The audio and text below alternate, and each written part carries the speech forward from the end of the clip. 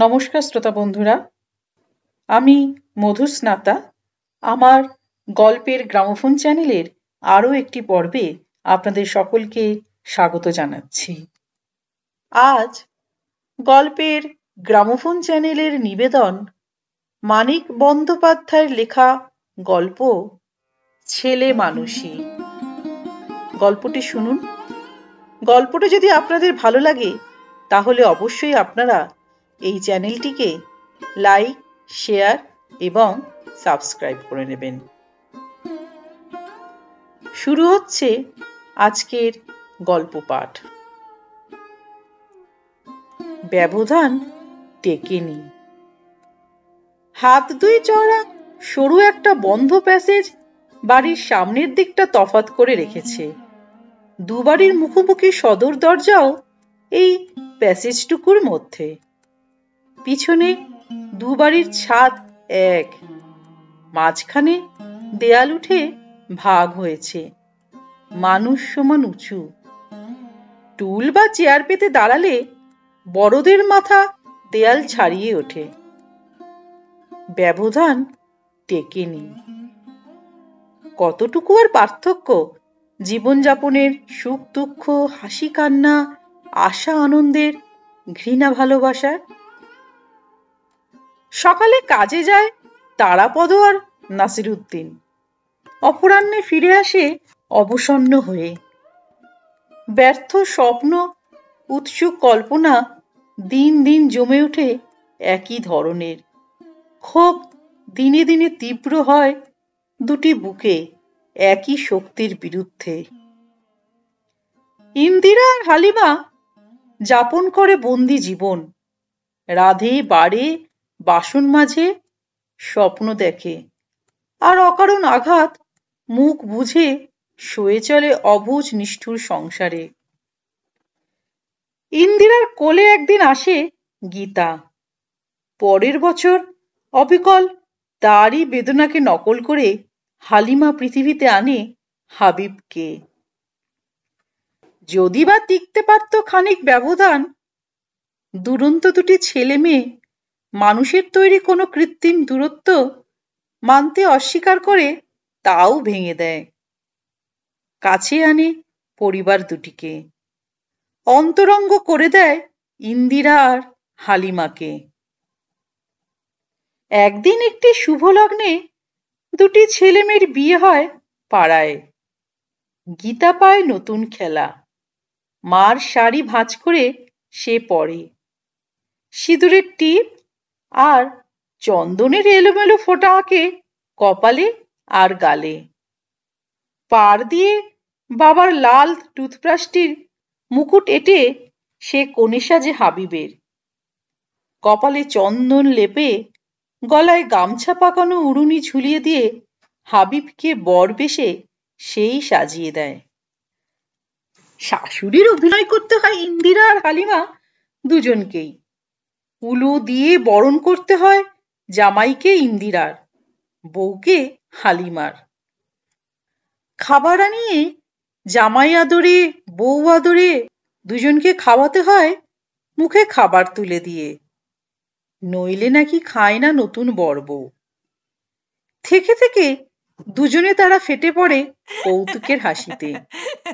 তাতে রাগতে রাগতে হঠাৎ বিয়ের কনের লজ্জা শরম ভুলে গিয়ে মেঝেতে হাত পা ছুঁড়ে কান্না শুরু করে গীতা।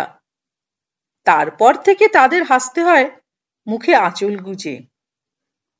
মাকে নকল করে গীতা হাবিবকে ডাকে, ওগো ওগো শুনছো? জামাই, এই জামাই, ডাকছি যে। হাবিব বলে, কি? না, বলে কি গো? হালিমার ইন্দিরা ঢলে পড়ে পরস্পরের গায়ে। মুখ ভার করে থাকে পিসি। হালিমা বাড়ি ফিরে যাওয়া মাত্র বলে, এসব কি কাণ্ড বৌমা? কেন পিসিমা? চা খাওয়ালে বেশ করলে, তা চা যে খেয়ে গেল কাপে মুখ ঠেকিয়ে, কাপটা শুধু ধুয়ে তুলে রাখলে সব বাসনের সাথে। গঙ্গা জলের ছিটেও দিতে পারলে না? ভিন্ন একটা কাপ রাখলেই হয় ওর জন্য। জাত ধর্ম রইল না আর। গঙ্গা জলে ধুয়েছি, ইন্দিরা অনায়াসে বানিয়ে বলে। এ বাড়িতে নাসিরুদ্দিনের মায়েরও মুখ ভার। ও বাড়ি থাকলেই পারতে, এত বাড়াবাড়ি ভালো নয়। ওরা পছন্দ করে কিনা কে তা জানে। হালিমাও হাসি মুখেই বলে, চা না খায়ে ছাড়লে না, দেরি হয়ে গেল। তুমি তো খেয়ে এলে চা খুশি মনে, তুমি দিও তো একদিন কেমন খায়। চা তো খায়। সব কাজ পড়ে থাকে সংসারের, সময় মতো শুরু হয়নি। নাসিরের মার আসল রাগ কেন হালিমা জানে, তাই জবাব দিতে দিতে সে চটপট কাজে লেগে যায়। বিশেষ কিছুই আর শুনতে হয় না তাকে। ঘণ্টাখানেক পর দেখা যায় ছোট নাতনিকে কোলে নিয়ে সদর দরজায় দাঁড়িয়ে নাসিরুদ্দিনের মা, আর ছোট নাতি কোলে প্যাসেজে দাঁড়িয়ে তারাপদর পিসি গল্প জুড়েছে সুখ দুঃখের। ব্যবধান টেকেনি। কাজ সেরে দুপুরে হালিমা যেদিন একটু অপরাধিনীর মতোই এসে বসে, সেদিনও নয়।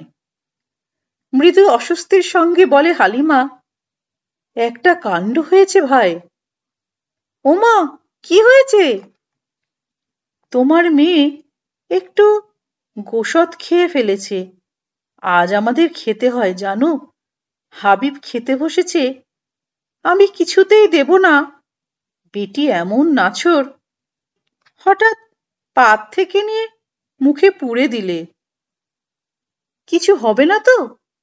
ইন্দিরা বলে চমকে গিয়ে। হালিমার মুখ দেখে তারপর ইন্দিরা হাসে, বলে, কি যে বলি আমি বোকার মতো। হাবিবের কিছু হবে না, ওর হবে? খেয়েছে তো কি আর হবে, ওইটুকু মেয়ে।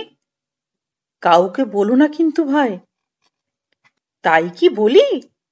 হালিমা স্বস্তি পায়। বাব্বা, আমি জানি না। ও রোজ আলিসাবা তার বিবি এসে কি দাবড়ানি দিয়ে গেল। হাবিব তোমাদের সরস্বতী পুজোয় অঞ্জলি দিয়েছে, প্রসাদ খেয়েছে, এসব কে যেন কানে তুলে দিয়েছিল। শোনো, বলি তবে তোমায় কাণ্ডখানা।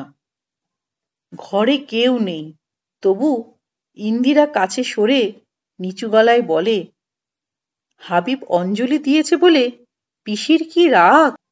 উনি শেষে পঞ্জিকা খুলে আবোল তাবোল খানিকটা সংস্কৃত আওড়ে পিসিকে বললেন, সরস্বতী পুজোয় দোষ হয় না, শাস্ত্রে লিখেছে। তখন পিসি ঠান্ডা হয়ে বললে, তাই নাকি? শান্ত দুপুর।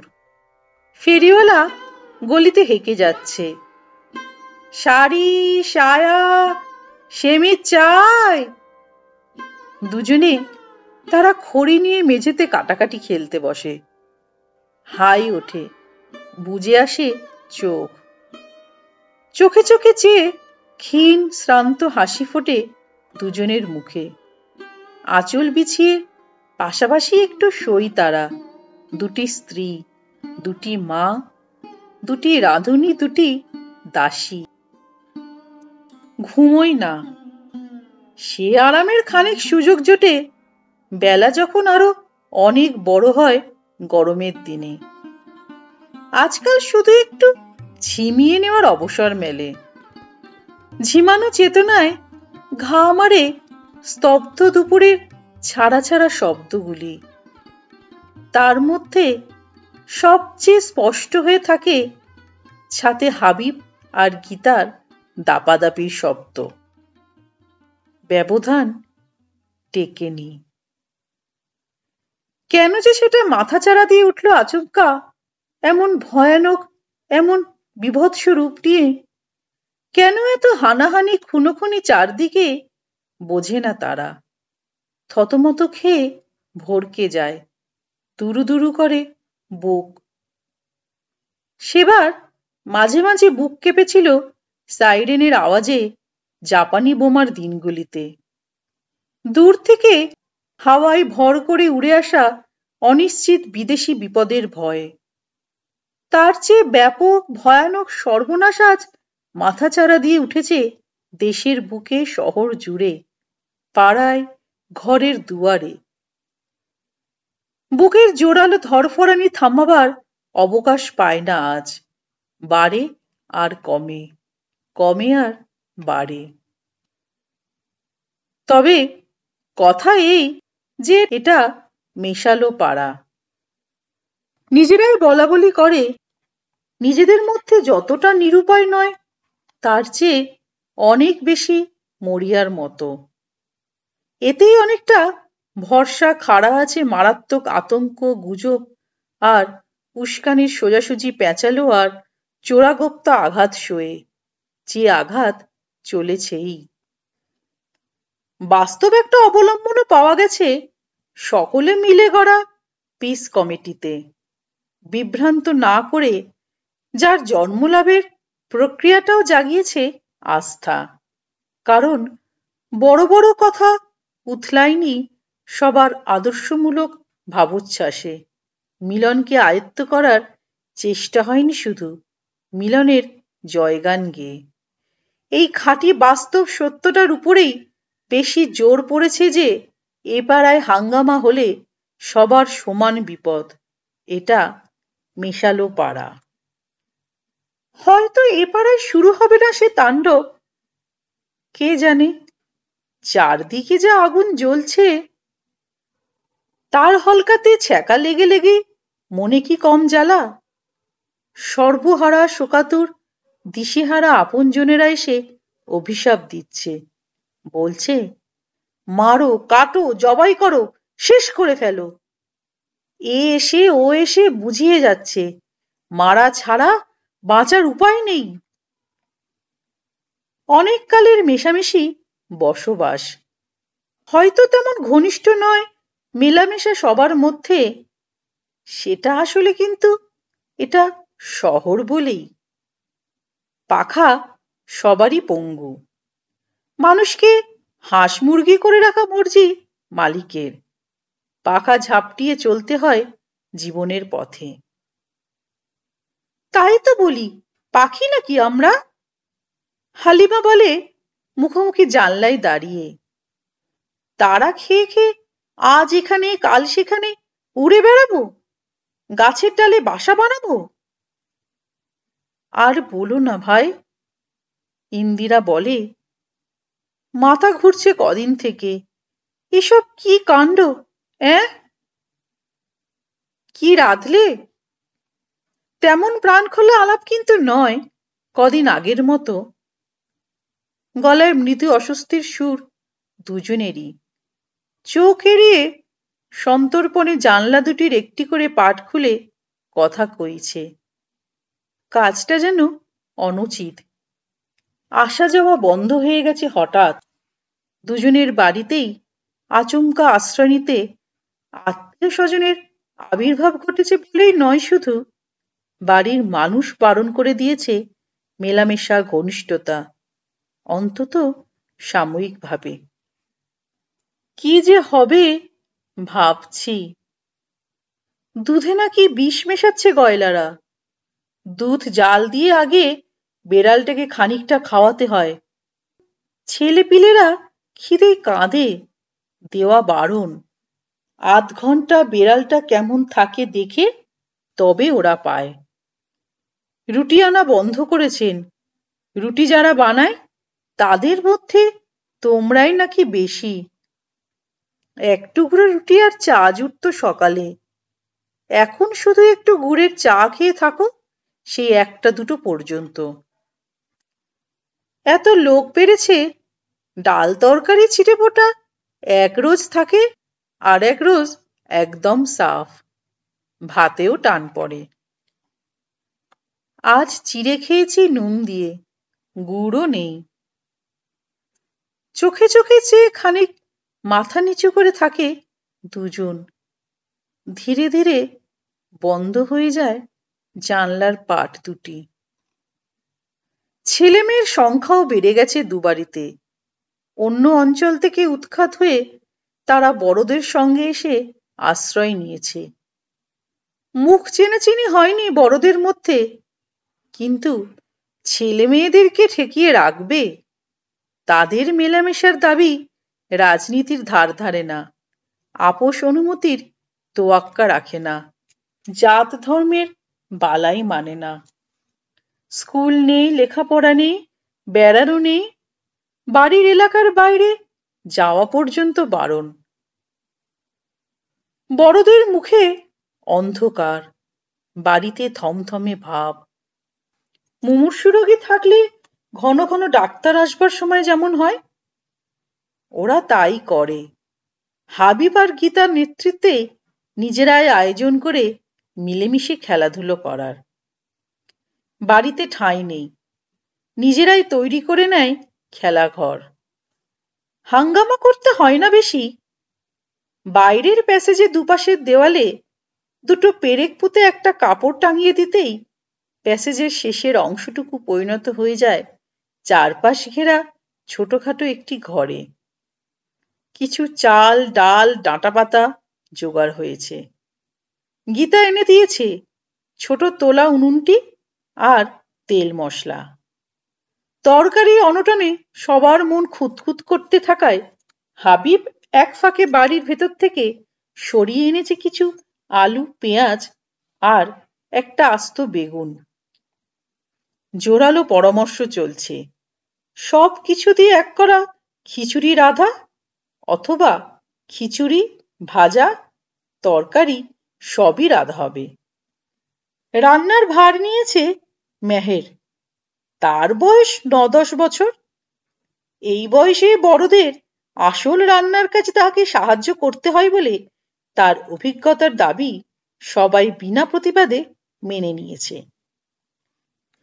কিন্তু উনুনে তাদের আঁচও পড়ে না, রান্নাও শুরু হতে পারে না। টের পেয়ে হা হা করে ছুটে আসে দুবাড়ির বড়রা। মেহেরের বাপের নিকা বউ নুরুন্নেসা মেয়ের বেনি ধরে মাথা টেনে গালে চড় বসায়। পুষ্পর মাসিমা এক ঠোনায় রক্ত বার করে দেয় ভাগ্নির ঠোঁটে। কান ছাড়াতে হাত পা ছড়ে গীতা। লাথি লাগে তারাপদর পেটে। হাবিব কামড় বসিয়ে দেয় নাসিরুদ্দিনের হাতে। বাচ্চাদের কাঁদা কাটা, বড়দের হইচই মিলে সৃষ্টি হয় আওয়াজ।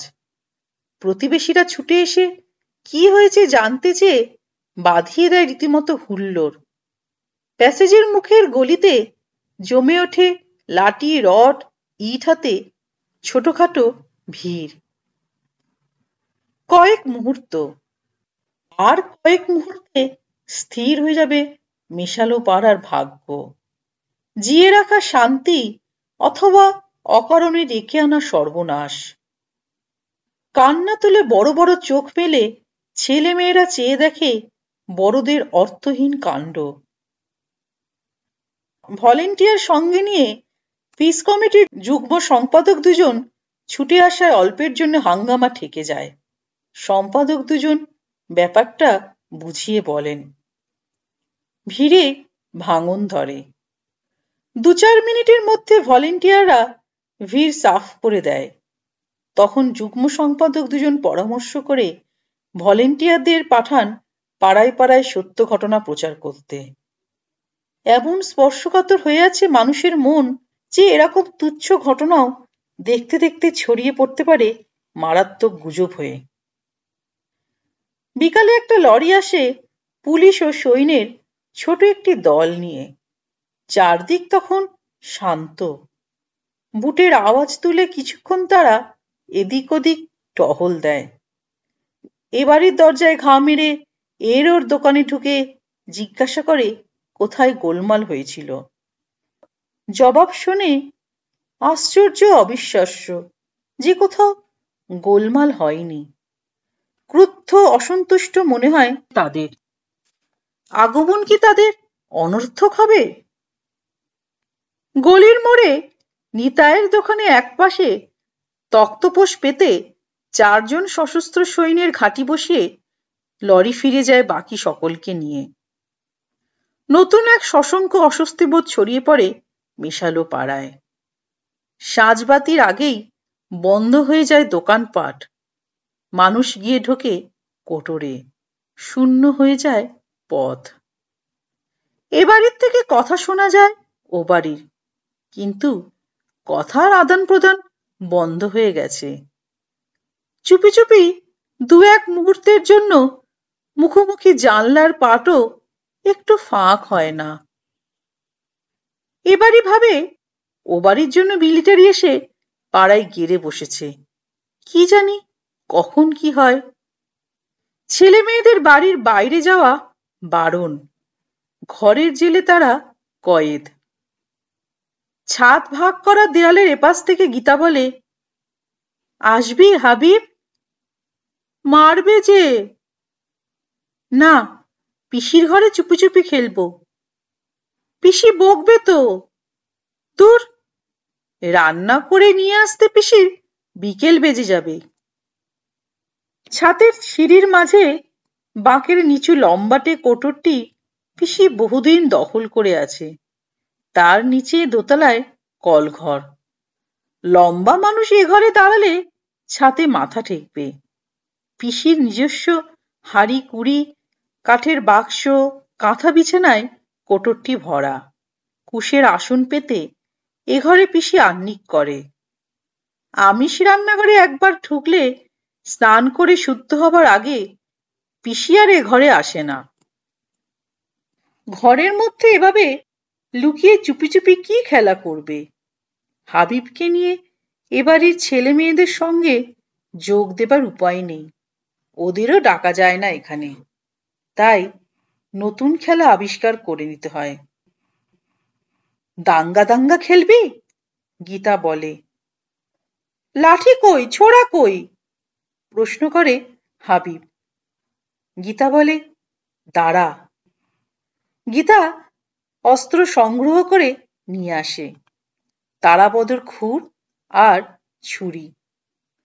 খুরটি পুরানো, কামানো হয় না। কাগজ পেন্সিল দড়ি কাটার কাজেই লাগে। পায়ের আঙুলে ভর দিয়ে দাঁড়িয়ে অনেক কষ্টে গীতা ভেতর থেকে দরজার ছিটকিনি এঁটে দেয়। হাবিবের চেয়ে সে একটু ঢ্যাঙা। তুই আকবর, আমি পদ্মিনী, আয়। খেলা, ছেলে খেলা। অসাবধানে কখন যে সামান্য কেটে যায় একজনের গা অপরের অস্ত্রে। মারলি? ব্যথা পেয়ে ক্রুদ্ধ হয়ে সে প্রতিশোধ নেয় অপরের গায়ে। জেদি দুরন্ত ছেলে মেয়ে দুজন। ব্যথায় রাগে অভিমানে দিশেহারা হয়ে কাটাকাটি হানাহানি শুরু করে ভোঁতা খুর আর ভোঁতা ছুরি দিয়ে। সেই সঙ্গে চলে গলা ফাটিয়ে আর্ত কান্না। ইন্দিরা পিসিমারা ছুটে আসে কলরব করে। ছুটে আসে ও বাড়ির হালিমা, নুরুন্নেসারা। তারা সিঁড়িতে উঠে পিসির কোটরের দরজার সামনে ভিড় করে থাকায় তারাপদ ও বাড়ির অন্য পুরুষদের দাঁড়িয়ে থাকতে হয় সিঁড়ির নিচে। সদর দরজায় বাড়ির অন্য পুরুষদের সঙ্গে দাঁড়িয়ে নাসিরুদ্দিন হাঁকে, তারাপদ! দুটি মাত্র শিক বসানো ছোট্ট একটি খোপ আছে পিসির ঘরে। এক সময় একজনের বেশি দেখতে পারে না ভেতরের কাণ্ড। এক নজরে ভেতরে তাকিয়ে ইন্দিরা আর্তনাদ করে ওঠে, মেরে ফেললো, মেয়েটাকে মেরে ফেললো গো। দরজায় ধাক্কা মারতে মারতে চেঁচায়, খোল খোল, দরজা খোল। খুনে ছোড়া, দরজা বন্ধ করে খুন করেছে মেয়েটাকে, দরজা খোল। হালিমাও এক নজরে তাকিয়ে অবিকল তেমনি সুরে আর্তনাদ করে ওঠে, মেরে ফেললো, ছেলেটাকে মেরে ফেললো। দরজায় ধাক্কা মারতে মারতে চেঁচায়, খোল খোল, দরজা খোল। খুনে ছুরি, দরজা বন্ধ করে খুন করেছে ছেলেটাকে, দরজা খোল। পিসি চেঁচায়, হায় হায় হায়, সব ছোঁয়াছুঁয়ি করে দিলে গো। নিচ থেকে নাসিরুদ্দিন হাঁকে, তারাপদ, আমরা অন্দরে ঢুকবো বলে দিচ্ছি। পিসিকে ঠেলে সরিয়ে ইন্দিরা আর হালিমা একসঙ্গে পাগলিনীর মতো খোপের ফোকর দিয়ে ভেতরে তাকাতে চায়। মাথায় মাথায় ঠেকাঠেকি হয়ে যায় দুজনের। আক্রমণে উদ্যত বাঘিনীর মতো হিংস্র চোখে তারা পরস্পরের দিকে তাকায়। ভেতরে ততক্ষণে গীতা আর হাবিবের হাত থেকে অস্ত্র খসে পড়েছে। বাইরের হট্টগোলে চুপ হয়ে গেছে তারা, কিন্তু লড়াই থামায়নি। আগে কে হার মানবে অপরের কাছে? নিঃশব্দে মেঝেতে পড়ে জড়াজড়ি কামড়াকামড়ি করে। ভেঙে চুরমার হয়ে যায় পিসির হাঁড়ি কুড়ি। হায় হায়, সব গেল গো, সব গেল। নাসিরউদ্দিনকে ওপরে ডেকে আনে তারাপদ। সেই লাথি মেরে দরজা ভাঙে। দরজাটা ঠিক ভাঙে না, ছিটকিনিটা খসে যায়। ওপর ওপর চামড়া কাটাকুটি হয়েছে খানিকটা, কিছুটা রক্তপাত ঘটেছে। নিজের নিজের সন্তানকে বুকে নিয়ে কিছুক্ষণ ইন্দিরা আর হালিমা ব্যাকুল দৃষ্টি বুলিয়ে যায় তাদের সর্বাঙ্গে। তারপর প্রায় একই সময় দুজনে মুখ তোলে চোখে অকথ্য হিংসার আগুন নিয়ে। দুজনেই যেন অবাক হয়ে যায় অপর কোলে আহত নির্জীব অপরের সন্তানটিকে দেখে। বহুকাল ভুলে থাকার পর দুজনেই যেন হঠাৎ আবিষ্কার করেছে অন্যজন মা, তার সন্তানের গায়েও রক্ত। বাইরে আবার ভিড় জমেছিল, আবার অনিবার্য হয়ে উঠেছিল সংঘর্ষ। তারাপদ আর নাসিরউদ্দিন দুই বাড়ির দুই কর্তাকে পাশাপাশি সামনে হাজির করতে না পারলে পিস কমিটি এবার কোনো মতেই ঠেকাতে পারত না সর্বনাশ। আইডিন লাগিয়ে নাইয়ে খাইয়ে দু বাড়িতে শুয়ে রাখা হয় হাবিব আর গীতাকে। ছুটির দিন, ঢিমে তালে সংসারের হাঙ্গামা চুকতে চুকতে এমনি দুপুর গড়িয়ে যেত আগে। এখন আবার বাড়তি লোকের ভিড়। বিকেলের দিকে কিছুক্ষণ আগে পরে দু বাড়িতে খোঁজ পড়ে ছেলে মেয়ের দুটি। খোঁজ মেলে না একজনেরও। আবার তন্ন তন্ন করে খোঁজা হয় বাড়ি, আনাজ কানাজ চৌকির তলা। গীতা বাড়িতে নেই, হাবিবও বাড়িতে নেই। শঙ্কায় কালো হয়ে যায় দু বাড়ির মুখ। কিছুক্ষণ গম গম করে স্তব্ধতা, তারপর ফেটে পড়ে মুখর গুঞ্জন। এবারই বলে বুক চাপড়ে শোধ নিয়েছে, ভুলিয়ে ভালিয়ে ডেকে নিয়ে গিয়ে হয় গুম করে রেখেছে, নয়। ও বাড়ির প্রতিধ্বনি তোলে মাথা কপাল কুটে। তারাপদ বলে, গীতা নিশ্চয়ই আছে তোমার বাড়িতে নাসির। নাসিরউদ্দিন বলে, হাবিবকে তোমরা নিশ্চয়ই গুম করেছো তারাপদ। এবার আর রোখা যায় না। আগুনের মতো গুজব আর উত্তেজনা ছড়িয়ে পড়ে। এত চেষ্টা করেও উস্কানি দাতারা এ মেশালো পাড়ার শান্তিতে দাঁত ফোটাতে পারেনি। এমনই একটি সুযোগের জন্য তারা যেন ওত পেতেছিল, সঙ্গে সঙ্গে ঝাঁপিয়ে পড়ে। দেখতে দেখতে বাড়ি দুটির সামনে জড়ো হয় দুদল উন্মাদ মানুষ। এরা ও বাড়িতে চড়াও হবে, ওরা এ বাড়িতে। কিন্তু দল যখন দুটি, তখন আগে বাইরের রাস্তায় লড়াই করে অন্য দলকে হটিয়ে জয়ী হতে না পারলে কোনো দলের পক্ষেই বাড়ি চড়াও হওয়া সম্ভব নয়। মারামারি হবেই, সেটা জানা কথা। আগেই বেঁধে যেত। পিস কমিটির চেষ্টায় শুধু ২-১০ মিনিটের জন্য ঠেকে আছে। যুগ্ম সম্পাদক বলেন, আমরা তল্লাশ করাচ্ছি বাড়ি। জনতা সে কথা কানে তোলে না। তাদের শান্ত রাখতে গিয়ে গালাগালি শোনে, মারও খায় কয়েকজন ভলেন্টিয়ার। তবু তারা চেষ্টা করে যায়। গলির মোড়ের সৈন্য ৪ জন চুপচাপ বসে আছে। এমন সময় কে একজন চেঁচিয়ে ওঠে, ওই যে হাবিব, ওই যে। আরেকজন চেঁচায়, ওই তো গীতা। সকলের দৃষ্টিই ছিল নিচের দিকে। এ অবস্থায় কে চোখ তুলে তাকাবে ওপরে?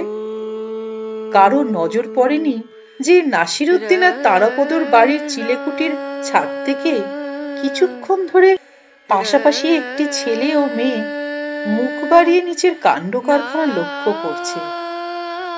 ছাদ ভাগ করা দেওয়ালের দুপাশে দুপাটির ছাদের সিঁড়ির চিলেকুঠি একটাই। কখন যে তারা দুজন চুপি চুপি সকলের চোখ এড়িয়ে ওই নিরাপদ আশ্রয়ে খেলতে উঠেছিল, মুখ তুলে তাকিয়ে দেখে কয়েকজন কলরব করে ওঠে, পাওয়া গেছে, দুজনকেই পাওয়া গেছে। সবার চোখের সামনে হারানো ছেলে মেয়ে দুটোর অকাট্য জলজ্যান্ত আবির্ভাব হলো বলে যে মারামারি ঠেকানো যেত তা নয়। হিংসে উত্তেজনায় জ্ঞান হারিয়ে যারা খুনোখুনি করতে এসেছে, অনেকে তারা জানেও না ওদের দুটিকে নিয়েই আজকের মতো গন্ডগোলের সূত্রপাত। হঠাৎ এই খাপছাড়া ঘটনায় দুদলেরই কিছু লোক চঞ্চল হয়ে সোল্লাসে চেঁচিয়ে ওঠায় ব্যাপারটি কি জানবার জন্য যে কৌতূহল জাগলো জনতার মধ্যে, সঙ্গে সঙ্গে পিস কমিটির সম্পাদক দুজন সেটা কাজে লাগিয়ে ফেলায় ঘটনার মোড় ঘুরে গেল। জনতা সাফ হয়ে যাবার অনেক পরে আবার লরি বোঝায় মিলিটারি এলো। বহুক্ষণ সার্চ চলে নাসিরউদ্দিন আর তারাপদর বাড়িতে গুম করা ছেলে মেয়ে দুটির সন্ধানে। হালিমা আর ইন্দিরার গা ঠেসে দাঁড়িয়ে ভীত চোখে তাই দেখতে থাকে গীতা আর হাবিব। গল্পটি এখানেই শেষ হলো। আশা করি এই গল্পটি আপনাদের ভালো লেগেছে। খুব শিগগিরই আমি হাজির হব এরকমই আরেকটি সুন্দর গল্প নিয়ে আমার পরবর্তী পর্বে। ততদিনে সকলে ভালো থাকবেন, সুস্থ থাকবেন। নমস্কার।